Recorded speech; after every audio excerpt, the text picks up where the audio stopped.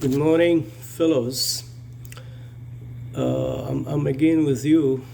with a burning issue that has gripped the entire nation. India is beset with thorny issues of all kinds, but this Manipur issue that has rocked the nation and which has brought tarnished image of our democratic fabric. One of the largest democratic nations on earth,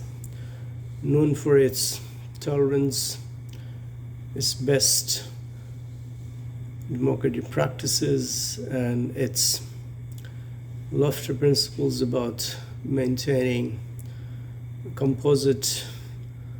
and inclusive culture. Is under attack, and tensions have been boiling over, this contentious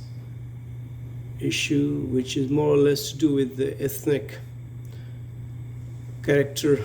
of the communities. There are three communities involved in Manipur, in fact. Métis, Kukis, and Nagas. Métis being the majoritarians with majority of the MLAs, around 40 of the 60.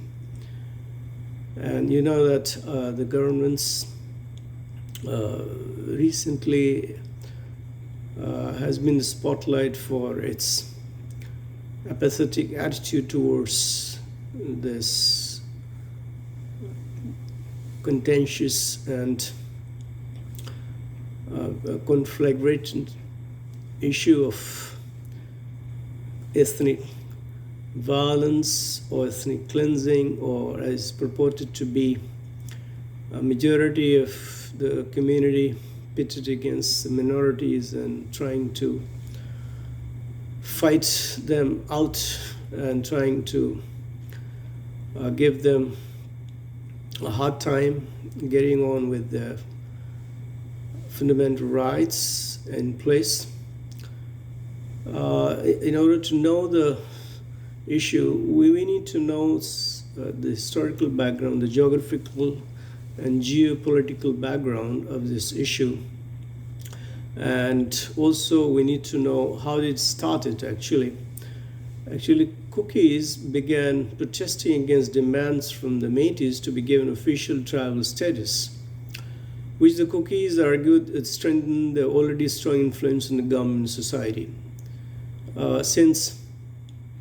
Kukis are in minority and majority of them are Christian dominated, and they have been asking for equal status at par with the Métis, who have already been given scheduled caste OBC status, in fact, and they have been fighting for getting tribal status because they want outsiders to stop buying the land and encroaching upon their ethnic identity. And they fear that infiltrators from Burma and other states, and since it's very close to some of the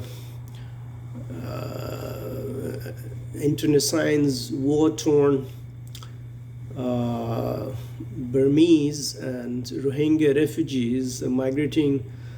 and there is a fear of mass infiltrations. That's what the government would not afford to allow. So it has been trying to seal and stop the infiltrators getting into the community and in general public, because this kind of inflow of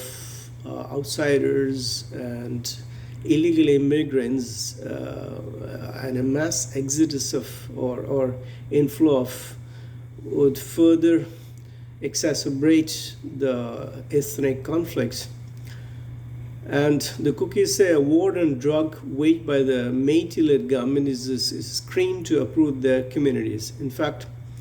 the Métis, they say that, I mean, there are people from outside who come try and settle, and they buy the land, and they try to infiltrate, and they have the poppy plantation. They also smuggle arms and ammunition into, and they're becoming so inbred, and they're trying to assimilate with the local populace. That's going to disturb the entire uh, character of the tribal ethnic identity. So, Métis have roots in Manipur, Myanmar, and surrounding area. The vast majority are, in fact, Hindus, although some fellows Sanamahi religion. The Kukis, mostly Christians, have spread across the northeast of India, and many of these in Manipur can trace their roots back to Myanmar too. So the problem is multifaceted, and it's not easy to tackle this as it appears as if is a on the spur of the moment a crisis, and it can be crushed. Since the violence is gaining ground, and too many clashes, around 200 people already died, thousands of people have been misplaced, children's schooling, educational institutions have been shut down, there have been curfew clamped for a very long time, with the internet ban, and there has been paramilitary forces, in fact, unprecedented paramilitary forces, tens of thousands being, because in the post, independence India, in none of our states, the government had to resort to such a drastic measure. Even the Home Minister has visited, and he promised and came up with the 3 points agenda that there will be an independent committee to look into what could have triggered this conflict, and then there will be de-arming or de-weaponizing move, and also be the order of the central apex body into the status of this OBC status, which will further encroach upon, or as being feared by cookies, that most of the jobs and that would be taken away by the majority Métis, and they wouldn't be left with any of the. So the problem is that there are some militiamen and Métis women have been there are counter allegations, and it's a kind of like Métis women had been raped by Kuki militiamen, and then this unleashed a new deadly cycle of reprisal, violence in the Kuki tribal women, alleged by Métis mobs. In fact, it's very hard to keep track of who started this, and even our government is not in position to clarify that, to what extent they have been able to bring out the facts. And in fact, even the FR cases have been now the Supreme Court has come heavy-handedly on, and it's come with a stringent attack on our government's failure, both state and the central government failure to take cognizance of all the incidents of the FRIs being lodged, and it has really shamed India. Although there has been a promise by last minute promise by our Prime Minister that nobody will be spared and no guilty will go unpunished. But since the surfacing of the two videos of the two naked women being paraded openly, and that has caused a furor in the entire world, in fact. And it's the first time that even European parliaments and in Britain and other places also, all the parliamentarians have been voicing concern, they have expressed their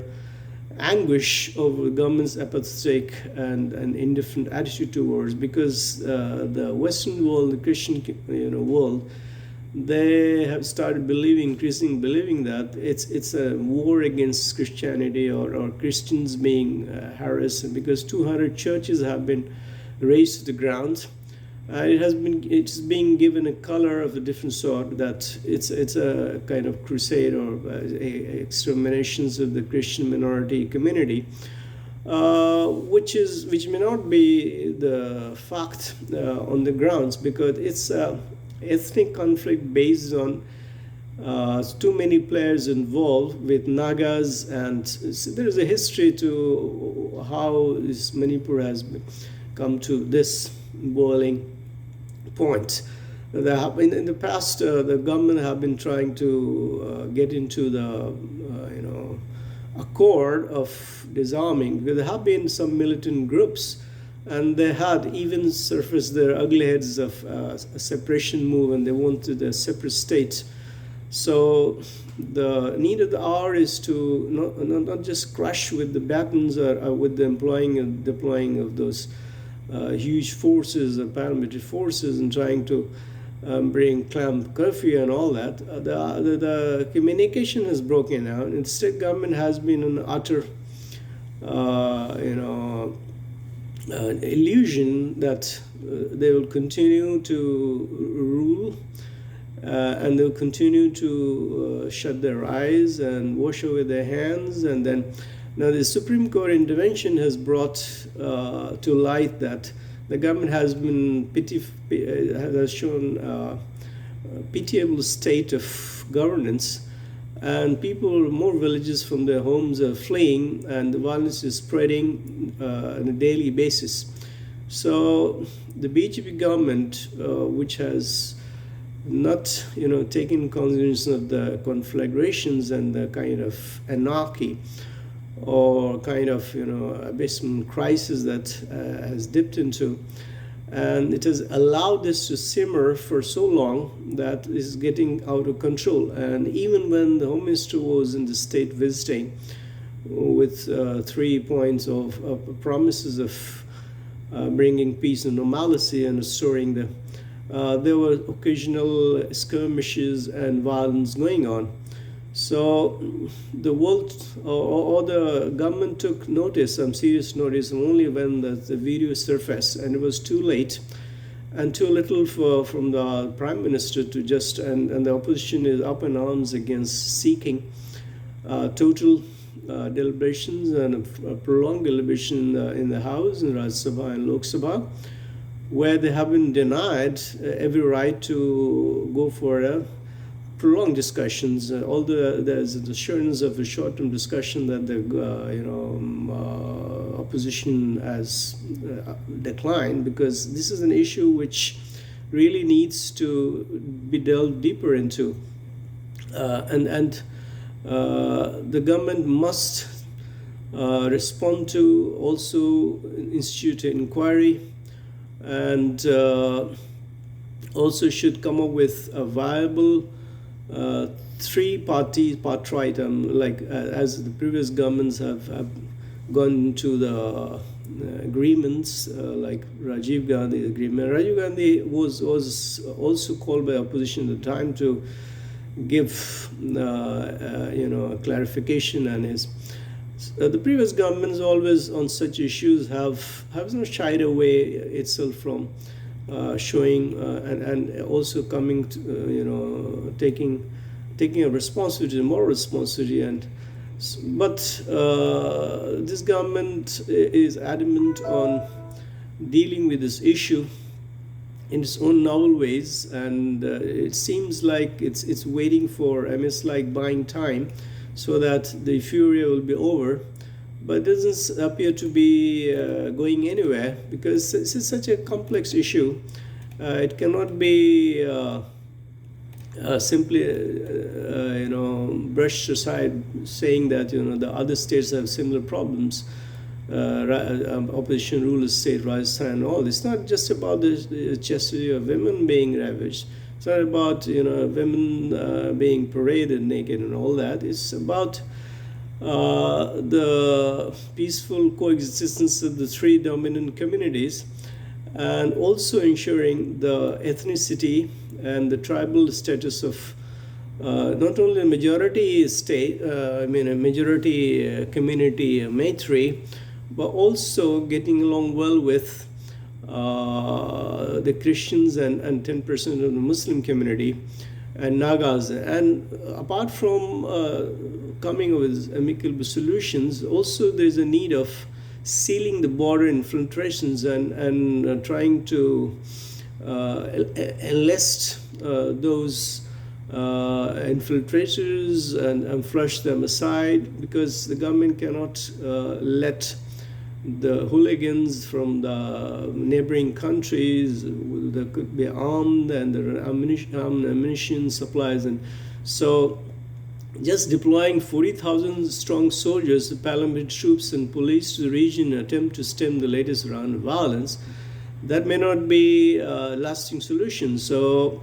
in fact, so far the government resists calls from tribal leaders to impose direct rule. There is the need now where presidency rule is being called for, because of the utter failure or negligence, the total negligence of the state government. Biren Singh, who has been almost impotent, and who has been, simply brushing aside, and he has not taken cognizance of it. He has been as if it is a routine affair, and it's normal things to happen. So Kukis and Metis or Nagas, and this Manipur being one of the most developing states, one of the developing states of India, and all the northeastern states are being largely affected by this kind of incidents, and it's seeping into the general psyche of all those northeasterns, that this could lead to conflicts elsewhere also. It's not Churachandpur alone which has triggered the this temporary conflict, where it has been crushed with the batons, and people have been, and we will have engaged in arson, looting, and all kinds of stuff, hooliganism, and the entire life has gone haywire. So the need of the hour is to look into this internal conflicts from the point of view of lasting, viable solutions, whether for the time being it's by imposing the present rule, or bringing those all parties involved to solutions. Maybe it's political, maybe it's geographical. It cannot be. We cannot afford to have partition of the state into majority held Metis or Kuki held, we cannot separate them. So opposition parties, they have sent delegates of all those like-minded people to get to the realities, at the bottom of the realities, and they have met all the victims in the refugee camps. But the kind of report that they are giving, or that's appalling. All the refugee camps are in shambles. There's paucity of necessary supplies that our Home Minister has promised that will be ensured. Partial restorations of the internet won't resolve all the issues,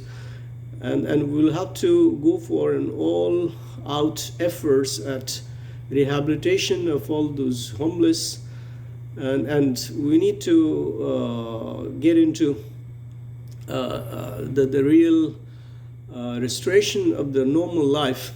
by bringing the communities together as they have been living for so many years now. In fact, there has been announcement of some ex gratia payment for those who deceased, around 190 people, and thousands have been injured and displaced. But that is just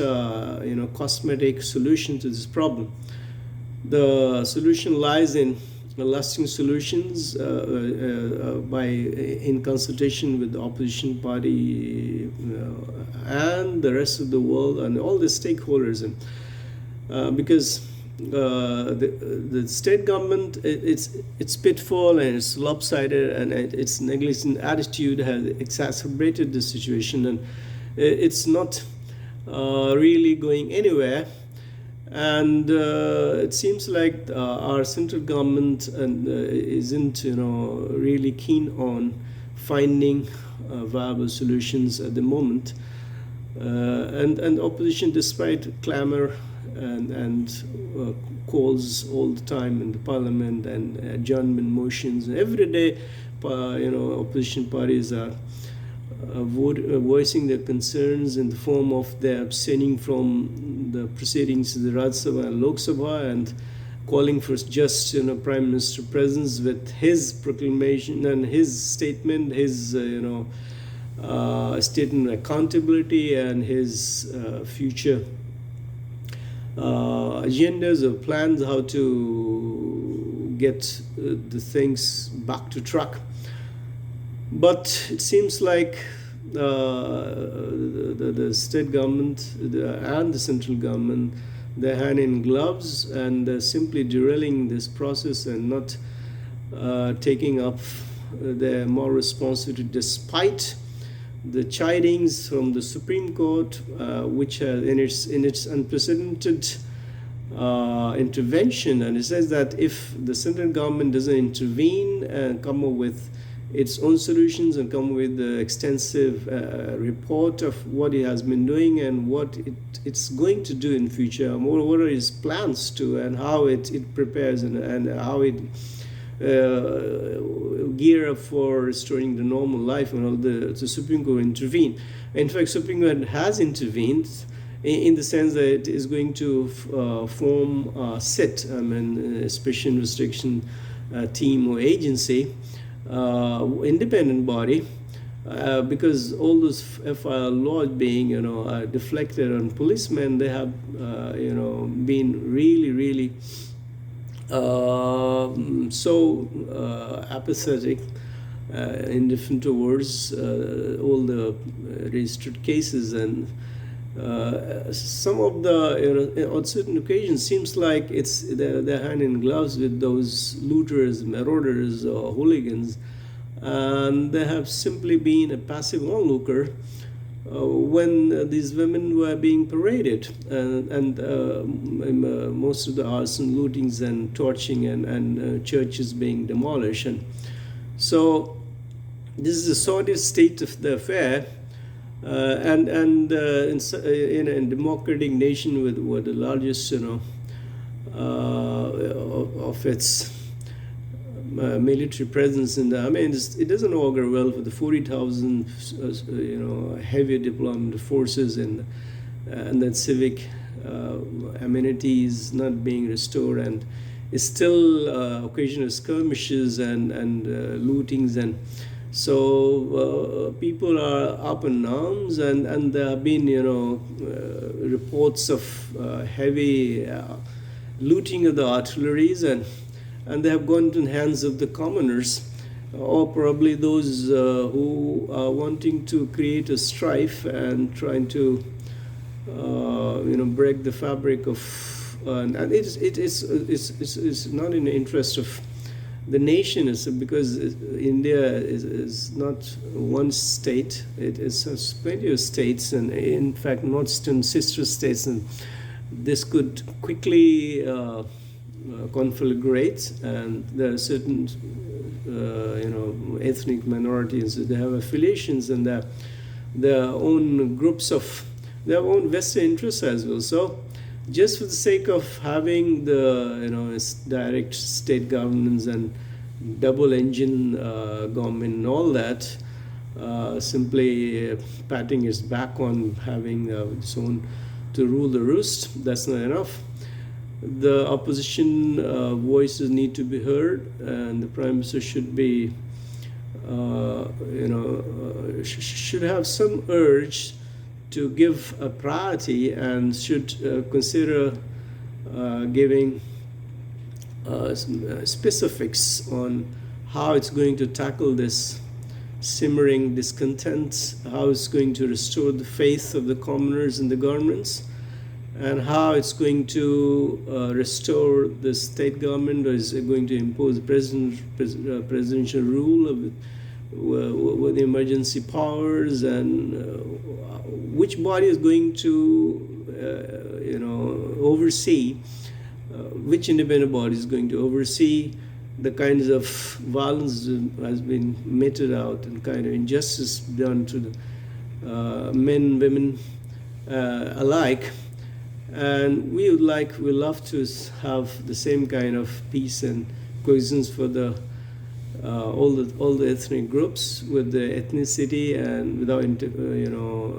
infiltrations from the rest of the neighboring state, or whether it's refugees from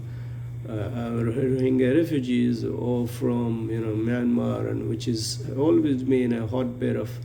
conflicts and armed rebellion. Also, this kind of drug, along with the agencies involved in commercial gains for the sake of. So, I wish the very best for restoration of the normalcy. The sooner it's better for all of us, because it's bringing